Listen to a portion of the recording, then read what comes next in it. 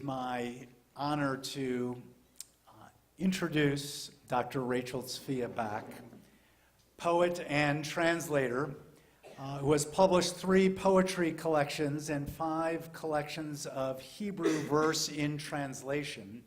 Her most recent translation is On the Surface of Silence, the Last Poems of Leah Goldberg. Her previous translation collection, In the Illuminated Dark, Selected Poems of Tzvia Rubner, won the Times Literary Supplement Translation Award of 2016 and was shortlisted for both the National Literary Translation and Jewish Book Council Awards. Her recently completed new poetry collection is titled, What Use is Poetry?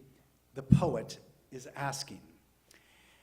Back is a senior lecturer of English literature at Oranim College in Israel, and she lives in the Galilee where her great-great-great-grandfather settled in the 1830s. So this is a modest bio, but maybe it's better to optimize our time with what Dr. Back has to share with me, just adding this. Judaism considers the seat of intelligence to be in our heart. I have known Rachel since high school in Buffalo, and I don't know anyone more whose intelligence and eloquence flows directly through her heart, which you get to hear tonight.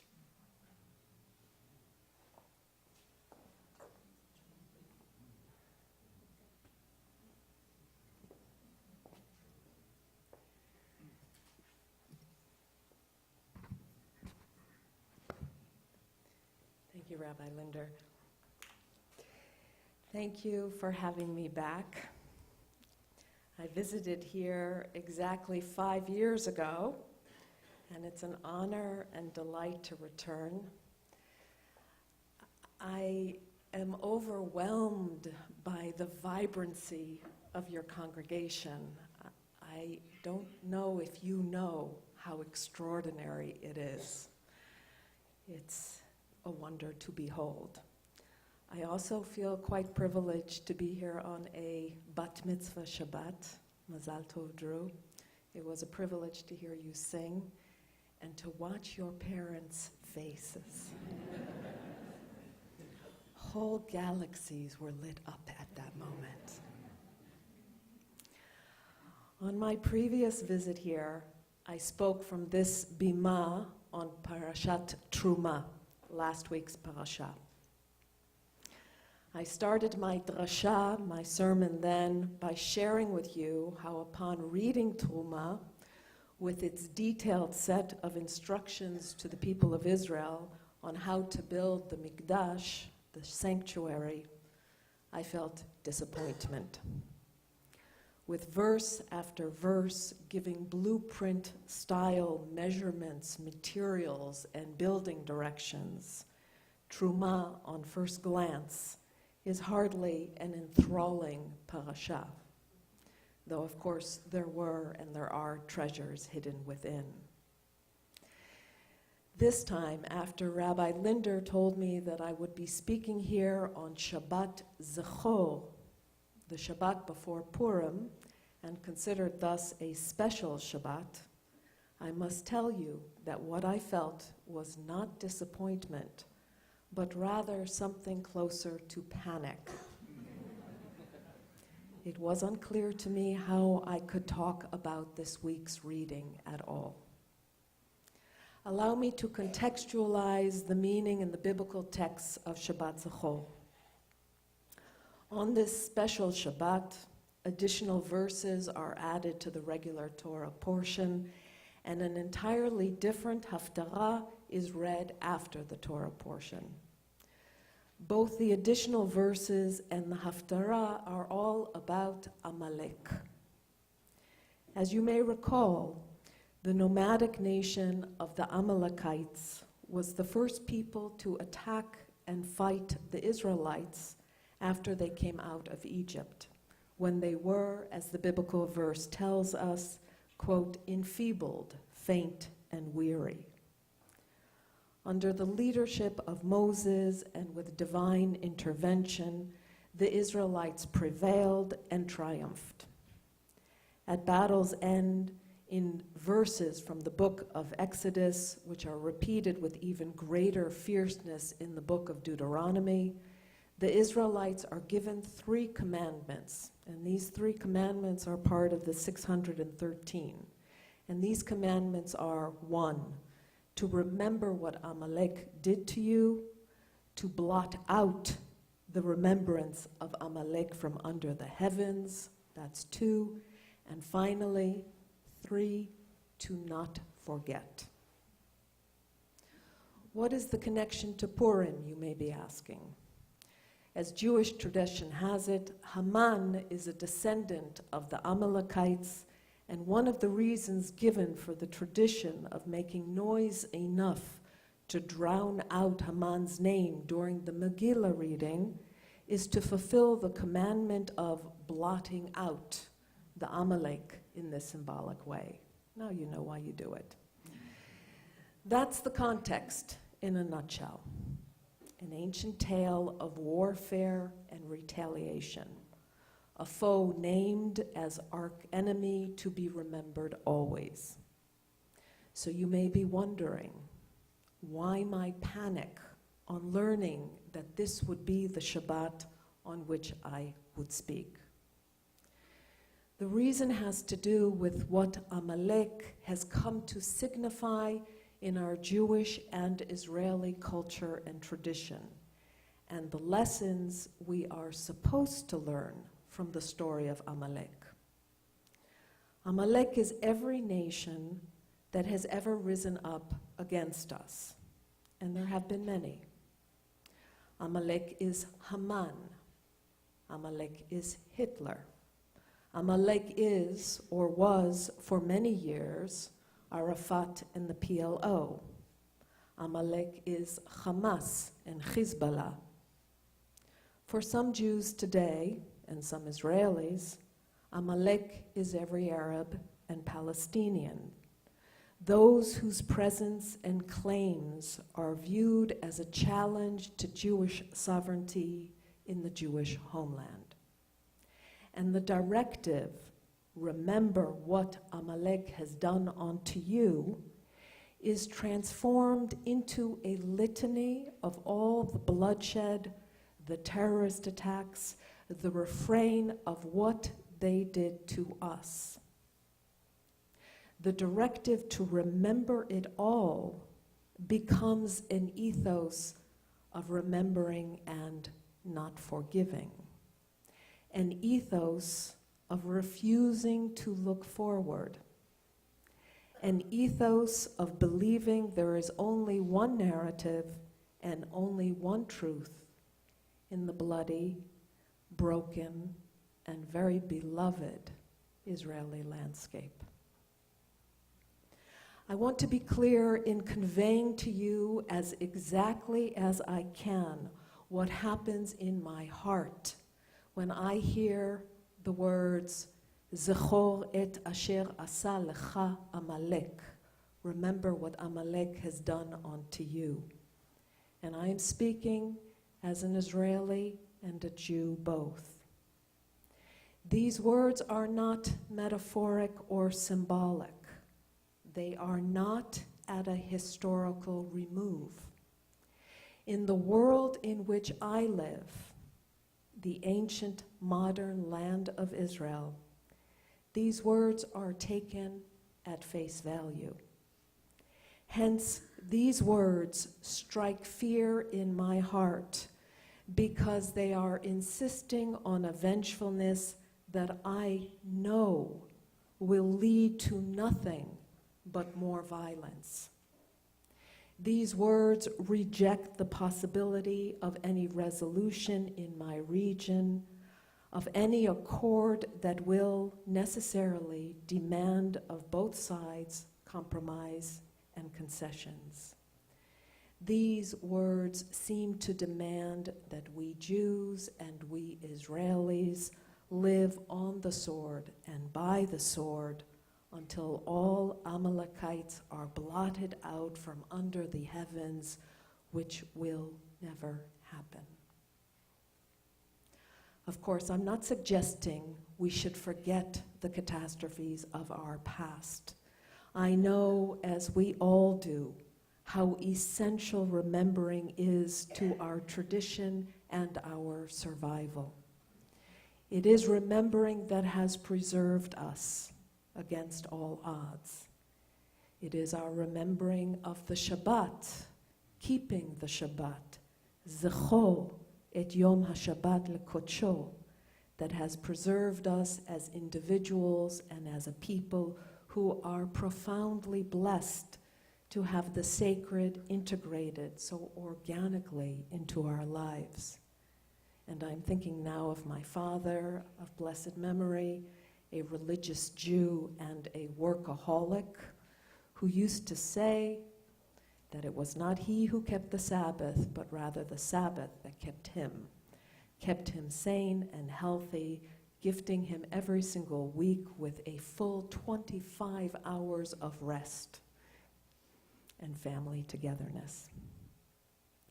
And it is our remembering of our past as slaves and strangers in a foreign land, v'zacharta ki eved hayita be'eretz Mitzrayim, that has led to a compassion and care for all the dispossessed and oppressed, a compassion and care that is also an intrinsic element of our religion.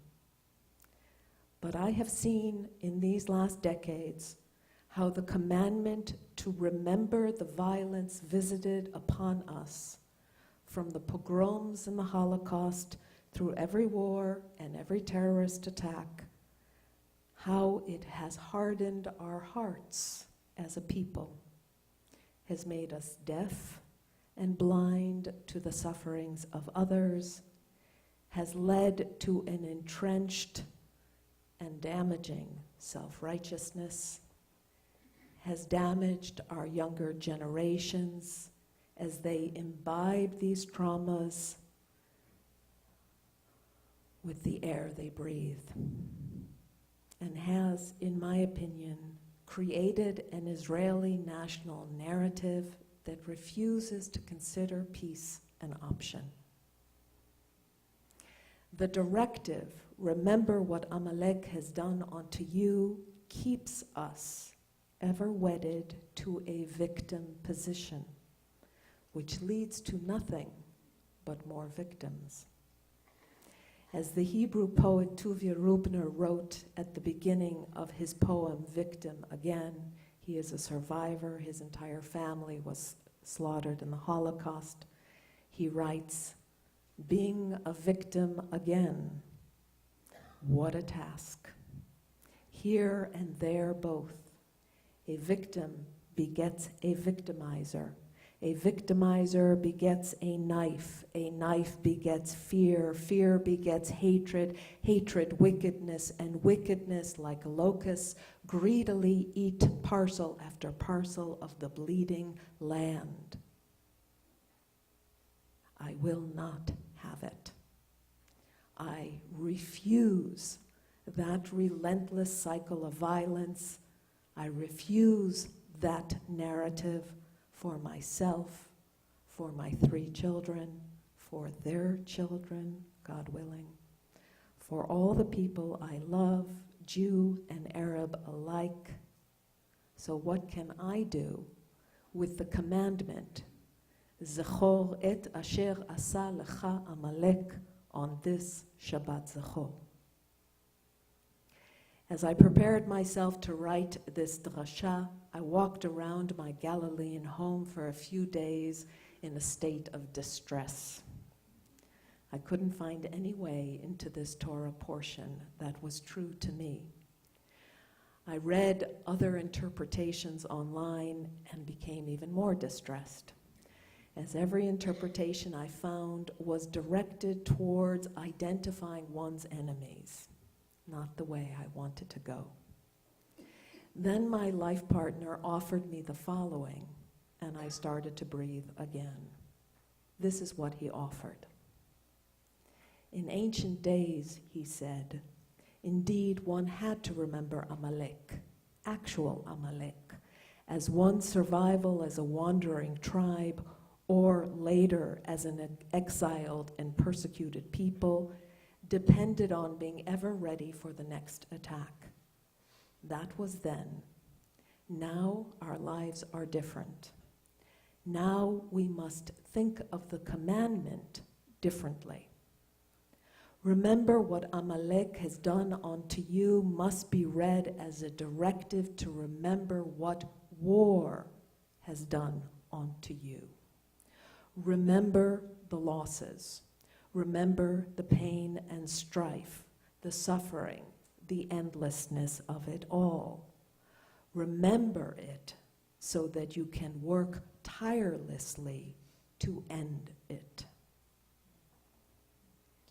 In the summer of 2014, my eldest son, Daniel Chen, went to war in Gaza. He was a combat paramedic in an elite airborne search and rescue unit. For 3 weeks, he and his unit gathered up wounded soldiers from Gaza, ministered first life-saving measures, then hurried them onto helicopters, taking them to Soroka Hospital in Beersheba. There is absolutely no way to describe to you those 3 weeks. In the north, we sat by the news and by the phone. We watched every report of casualties without breathing. We watched the complete destruction being visited on Gaza. We watched the fear of Israeli citizens in the southern towns, and we prayed in our secular fashion that our son would return to us safely. Daniel did return to us, thank God, though he was lost to us for a long period after, suffering from the shock and trauma of war. And he is, as we are, forever changed. After the war, I wrote many poems, that's what I do, about my son and his suffering, about the children of Gaza and the children of Sderot, about all our fears and wounds, both our peoples. I wanted to share with you one of these poems, which offers 2 images of 2 little boys, Sahir Abu Namuz, who was killed on the Gaza beach, and Daniel Tragerman, who was killed in a Sderot living room in that sad summer of 2014. The poem reads as follows. He was only 3 years old. He was 4 and soon to turn 5. He already knew most of the letters. He was first born devoted to the baby sister. He was second born, always the younger brother. He was killed in the evening at play in the street. He was killed in the afternoon in the home shuttered peace. The dome play tent, yellow and red, stands undisturbed also after. In the photo, he is all little boy pride, standing tall beside the colorful tower he's built, slender and so serious. In the photo, bundled in small denim coat, he sits by the sea, he is smiling. It must be a first evening breeze. It was mortar fire, it was missile. It was or it wasn't preemptive, it was or it wasn't retaliatory. The little boy body wrapped in shrouds is now the single certainty. Zechor. Remember them. Remember their mothers and fathers, their siblings. Remember all the lost lives. Remember those who say there is no one with whom we can speak peace and refuse that. This is not true. Remember that conflicts around the world, which were once thought irresolvable, were in the end resolved. Remember that we Jews value life above all else. Remember that tolerance begets tolerance, compassion begets compassion. Remember that we are all Jews, Christians, Muslims, created in the divine image. Remember that as Psalm 34 beautifully states, the one who desires and loves life is not the one caught in memories of Amalek. It is the one, Hamivakesh Shalom Uradfehu. It is he and it is she who seeks peace and actively pursues it with the remembering of all our children safe in their beds, propelling us passionately forward. Shabbat Shalom.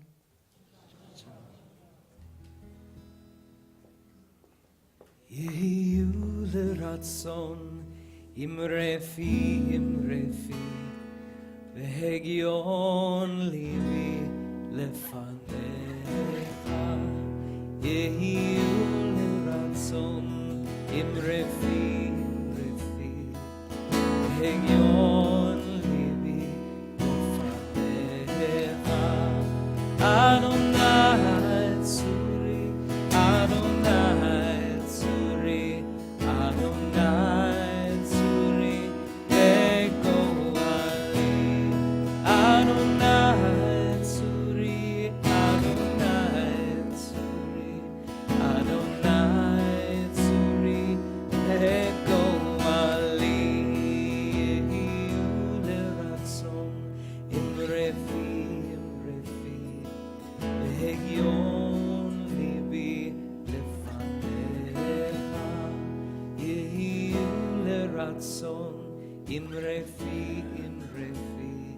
בהגיון ליבי לפניך